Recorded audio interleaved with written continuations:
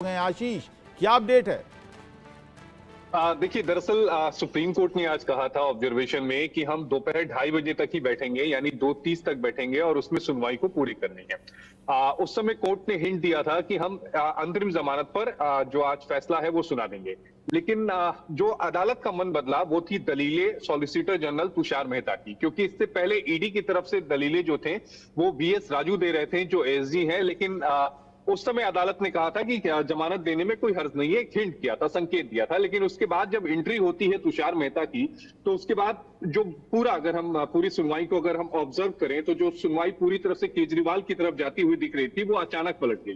क्योंकि जो उनकी दलीलें थी वो दलीलें बहुत ज्यादा स्ट्रांग थी। पहली दलील ये थी कि अगर आपने जमानत दी तो ये एक नजीर बन जाएगा। दूसरी, अगर आप जमानत देते हैं तो आप ये सीएम को और आम आदमी दोनों को अलग करते हैं। तीसरी, अगर जमानत देते हैं तो एक पेंडोरा बॉक्स खुल जाएगा और तमाम जो पॉलिटिशियन हैं वो सुप्रीम कोर्ट का रुख करने लगे।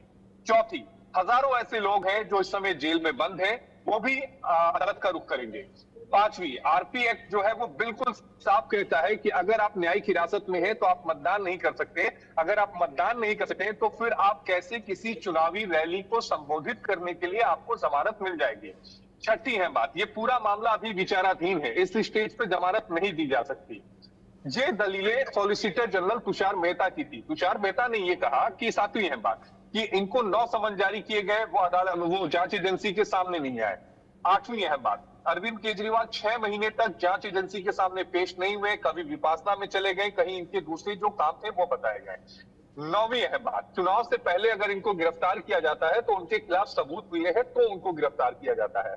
और 10वीं है बात, जो इस मामले में बयान दर्ज किए गए थे, जो गवाहों के बयान दर्ज किए गए थे, वो अदालत के सामने सॉलिसिटर जनरल तुषार मेहता ने पेश किए। और ये वो दलीलें थी, ये वो 10 दलीलें थी जिसने पूरी केस का रुख पलट के रख दिया। क्योंकि शुरुआत जो ऑब्जर्वेशन थे अबुल, उससे हमें ये लगा था कि अरविंद केजरीवाल को राहत मिल जाएगी। अदालत भी ये कह रही थी ऑब्जर्वेशन में कि अरविंद केजरीवाल जेल से बाहर आ जाए, वो प्रचार कर सकते हैं, लेकिन मुख्यमंत्री के तौर पर वो फाइल साइन ना करे। जिसका सॉलिसिटर जनरल तुषार मेहता ने बड़ा अच्छा जवाब दिया। उन्होंने ये कहा कि अरविंद केजरीवाल के पास तो कोई पोर्टफोलियो ही नहीं है, कोई मंत्रालय उनके पास है ही नहीं, वो साइन किस फाइल पर करेंगे। सबसे अहम बात उन्होंने ये कही कि अरविंद केजरीवाल ने कभी कोई मंत्रालय अपने पास नहीं रखा। और अगर इस तरह का फैसला आता है तो कल को भविष्य में अगर कोई भी बड़ा पॉलिटिशियन जो है वो गिरफ्तार होता है तो वो अपने पद से इस्तीफा क्यों देगा। इसके अलावा यह भी अदालत को बताएगा कि जो नियुक्तियां होती हैं उसमें सीएम के साइन जरूरी होते थे, सॉलिसिटर जनरल ने कहा। लेकिन बाद में जो नया कानून आया उसके बाद ये सारी चीजें भी बदल गई और वो एलजी के पास चला गया है वो अधिकार। तो ये तमाम बातें, तमाम दलीलें सॉलिसिटर जनरल तुषार मेहता की तरफ से जब अदालत में रखी गई तो अदालत को फिर से अपना मन, एक बार फिर से पूरे केस को सुनने को लेकर मन बदलना पड़ा। 2 दिन के लिए टाल दी गई है कार्रवाई। इसके राजनीतिक असर भी हैं, बहुत असर हैं, बहुत इंतजार था, तमाम राजनीति के जानकारों को बहुत इंतजार था और हम भी यही चर्चा कर रहे थे कि इसके राजनीतिक नफे नुकसान पर किस तरीके से देखा जाएगा। राकेश कुमार सिंह भी मेरे साथ बन गए मेरे से। राकेश, क्या लगता है आपको अब, क्योंकि पूरी तरह से जो शुरुआत में लग रहा था, जो सुप्रीम कोर्ट का रुख आया था और उससे अंदाजा लग रहा था कि शायद आज राहत मिलेगी सुप्रीम कोर्ट की तरफ से अरविंद केजरीवाल को, लेकिन जैसे ही तुषार मेहता की एंट्री होती है, जो आशीष बता रहे थे, मामला पलटता नजर आ रहा है। अब 2 दिन बाद होगा इस पर फैसला। देखिए, जिस तरह से सर्वोच्च न्यायालय में सुनवाई चल रही थी, आशीष वहां से लगातार खबर भेज रहे थे, उससे एक जो तस्वीरें जो दिख रही थी उसमें उम्मीद की जा रही थी, जो आप पार्टी के समर्थकों से भी बातचीत हुई, उनको उम्मीद थी कि आज जो है उनको अंतरिम जमानत मिल सकती है। लेकिन जो महत्वपूर्ण बात यह है, और दिल्ली में आपने देखा कि प्रचार जो है जोर शोर से शुरू हो चुका है और सर्वोच्च न्यायालय ने जो मुख्य बातें कही कि सर्वोच्च न्यायालय ये देख रहा है कि क्या सही और क्या चीजें कर सकते हैं, क्योंकि अगर चुनाव है तो चुनाव में स्थितियां को ध्यान में रखते हुए इस पर विचार किया जा सकता है। तो ऐसे में जो दलील और एसजी ने जो कि इसका विरोध कर रहे थे अरविंद केजरीवाल की जमानत को लेकर, तो इसमें जो बातें जिस तरह से लगातार अंदर खाने जो सुनवाई में सामने आ रही थी, इससे जो है ये जरूर जो है आज आप पार्टी को उम्मीद थी कि आज जो है अंतरिम जमानत पर फैसला आ सकता है, अरविंद केजरीवाल जो है उनको राहत मिल सकती है। लेकिन अब 9 तारीख तक जो है, 9 तारीख को फिर उसमें सुनवाई शुरू होगी, तब जो है क्या आखिरकार सर्वोच्च न्यायालय की बेंच फैसला लेती है, ये देखना होगा। लेकिन राजनीति में ये जरूर है कि दिल्ली में जिस तरह से आरोप प्रत्यारोप का दौर चल रहा है, आपने देखा कि कैंडिडेट जो हैं आप पार्टी के प्रचार उन्होंने शुरू कर दिया है, और जो दल हैं यानी बीजेपी के नेता भी जो हैं लगातार प्रचार में संलग्न हैं। तो ऐसी स्थिति में अरविंद केजरीवाल अगर आज बाहर आते तो इस सीधे तौर पर आप ये मान कर चलिए कि आप पार्टी ने पूरी तैयारी कर रखी थी कि किस तरह से अरविंद केजरीवाल बाहर आते हैं, उसको लेकर किस तरह से उनकी खाका तैयार थी। जी आलोक जी अभी यही बात कह रहे थे, आशीष आपके जोड़ने से पहले हम यही चर्चा कर रहे थे, और आलोक जी ने जो सबसे बड़ी बात कही थी, सबसे पहले जो बात कही थी वो यही बात कही थी कि इसको एक नजीर बना लिया जाएगा, और शायद यही चीज सबसे स्ट्राइकिंग दलील थी तुषार मेहता की तरफ से। आलोक जी शायद आपकी बात सुन ली।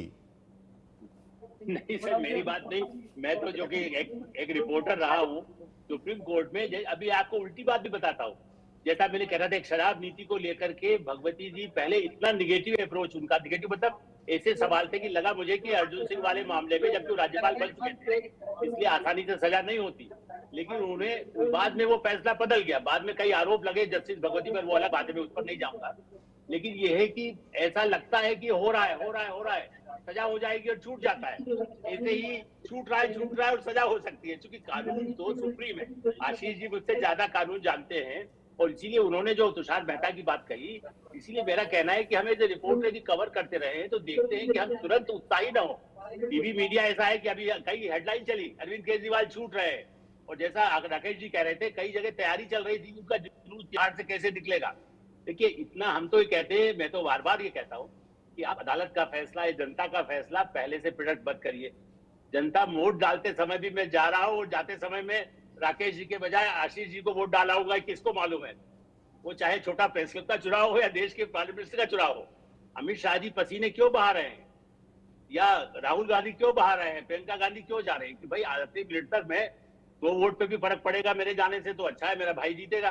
तो मेरा ऐसा मानना है कि अदालत को लेकर के मैं जरूर कहूंगा कि ये नजीर बनना देश के लिए, दुनिया के लिए ये मानदंड होगा, क्योंकि ऐसे कितने एनजीओ के नाम पर देखिए फाइलें जो दी गई है, आप मेरा ख्याल आशीष जी जरा बता देंगे आपको, उनसे फाइल मंगाई गई और इसलिए 2 घंटे का बीच में विराम हुआ, और मैं तो यहाँ बैठा हूँ बाहर, इसलिए आशीष जी बताएंगे कि क्या अदालत को वो फाइल ईडी ने या तुषार मेहता जी की तरफ से दे दी गई है जिससे वो प्रमाण कुछ उनको मिल जाए।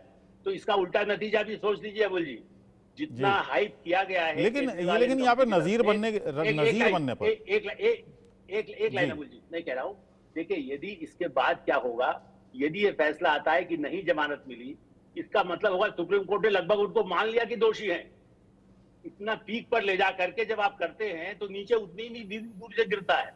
ये खतरा अरविंद केजरीवाल के वकील नहीं समझ पा रहे हैं। अभिषेक सिंह भी बहुत विद्वान है, मैं कह रहा हूं, लेकिन इस तरह के केस पे फंसा करके आज भी हेराल्ड केस क्यों फंसा हुआ है।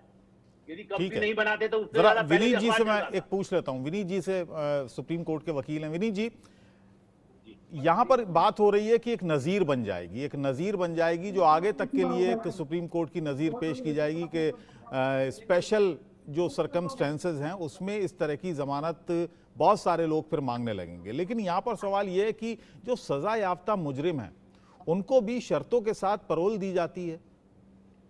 जी बिल्कुल बिल्कुल। देखिए बात यहाँ पे अगर हम अरविंद केजरीवाल इस केस की बात करें, बिल्कुल अलग अलग तरीके से कंडीशंस के साथ, क्या कंडीशन इंपोज की जा रही है, कंडीशन के साथ बेल दी जाती है। अगर हम अरविंद केजरीवाल की बात करें तो अरविंद केजरीवाल केस में एक बहुत बड़ी चीज है जो अभी पहले भी सुनने को मिली है और मुझे लगता है आगे शायद सुनने को दोबारा मिल सकती है। अभी जो परसों अब जो हियरिंग डेफर हुई है उसके बाद अरविंद केजरीवाल सीएम है, और अगर अरविंद केजरीवाल को इंटरिम बेल दी जाती है तो क्या उसका इम्पैक्ट जो गवाह अभी तक जिन्होंने गवाही दी है उनकी स्टेटमेंट पे नहीं हो सकता, कोई इन्फ्लुएंस नहीं कर सकते, जो किसी भी या प्रॉपर बेल देते हुए बहुत बड़ी कंडीशन होती है। साथ में चुनाव चल रहे हैं, चुनाव के अंदर क्या इस चीज को किस एक्सटेंट तक जो भी प्रक्रिया, कानूनी प्रक्रिया जो अब तक चली है, जैसे कि अरविंद, जैसे कि आम आदमी पार्टी ने अपना स्लोगन भी रखा कि जेल का जवाब वोट से देंगे, तो क्या इस चीज को, पूरे जो लीगल सिस्टम है, इस चीज को कोई पॉलिटिसाइज जिस तरीके से पहले किया जा रहा है उससे ज्यादा नहीं किया जाएगा? जी, तो ये चीजें मुझे लगता है बहुत इंपॉर्टेंट है। हमारा नहीं लीगल पॉलिटिसाइज तो देखिए, क्योंकि पॉलिटिकल व्यक्ति हैं, पॉलिटिक्स, चुनाव, देश में चुनाव चल रहा है, तो देखिए ये सारी मैं उसी चीजें चीज तो को कहना चाह रहा था कि लीगल सिस्टम को जो अब तक हुआ उसको पॉलिटिसाइज करना, ठीक हाई है। कोर्ट का जजमेंट, सुप्रीम कोर्ट का जजमेंट, उनको पॉलिटिसाइज करना वो ठीक है। गलत होगा। और इस मुझे शर्त लगता है पर कि ये संजय सिंह को भी जमानत मिली, इस शर्त पर कि वो इस केस के बारे में कोई कुछ नहीं कहेंगे। राकेश कुमार सिंह मेरे सहयोगी मेरे साथ हैं, एडिटर हैं इनपुट के। राकेश के पास बहुत सारी प्रतिक्रियाएं आ रही होंगी, क्योंकि मामला राजनीतिक है तो बहुत सारी प्रतिक्रियाएं आना लाजमी है इस पूरे मामले पर। क्या किस तरह की प्रतिक्रियाएं अभी तक मिली हैं? अनम्यूट कीजिए।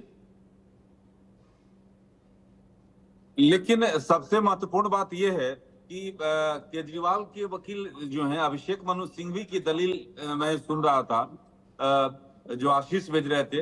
क्या केजरीवाल को जमानत मिलने के बाद वह सरकारी फाइलों पर दस्तखत करेंगे या मुख्यमंत्री होने के नाते दिशा निर्देश देंगे, ये पीठ ने पूछा था। इस पर सिंघवी ने कहा कि उनके मुवक्किल जो हैं दिल्ली शराब नीति मामले में किसी तरह के हस्तक्षेप नहीं करेंगे। कोर्ट ने कहा कि हम नहीं चाहते कि वह सरकार के कामकाज में हस्तक्षेप करें। साथ ही साथ केजरीवाल के वकील ने ये भी महत्वपूर्ण बातें कही कि उनके मुवक्किल आतंकवादी नहीं है, वो कानून तोड़ने वाले नहीं है। तो जस्टिस संजीव खन्ना और जस्टिस दीपांकर दत्ता की पीठ जो कि इस मामले में सुनवाई कर रहे हैं, ईडी की ओर से एएसजी एसवी राजू ने कहा कि जब तक हमने इससे जांच शुरू की थी तो हमारे जांच सीधे तौर पर केजरीवाल के खिलाफ नहीं थी, इसलिए शुरुआत में उनसे जुड़ा एक भी सवाल नहीं पूछा गया। जांच उन पर केंद्रित नहीं थी और जांच के दौरान उनकी भूमिका सामने आई है। तो ये तमाम चीजें हैं, लेकिन ये जरूर है कि आप पार्टी को काफी उम्मीदें थी कि जो फैसला आएगा, अंतिम जमानत आज केजरीवाल को मिल सकता है। लेकिन अब ये 9 तारीख तक इस मामले की सुनवाई होगी। चलिए आशीष से पूछ लेते हैं अब आगे क्या होगा। क्या इसमें और बहस होने की गुंजाइश है या आप सिर्फ सीधा सीधा फैसला आएगा पॉजिटिव और नेगेटिव? आशीष।